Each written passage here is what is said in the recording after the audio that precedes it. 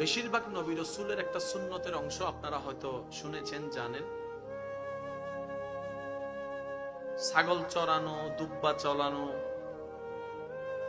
ওট চড়ানো, এটার সাথে প্রত্যেকটা কম বেশি নবী রাসূলের একটা সম্পর্ক।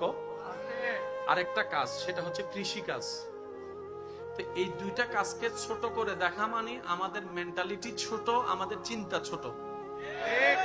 আমার দৃষ্টিতে আপনারা কি মনে করেন আমি জানি না, একটা মানুষের দৈনন্দিন প্রত্যেক দিন কি কাপড় কিনতে হয়?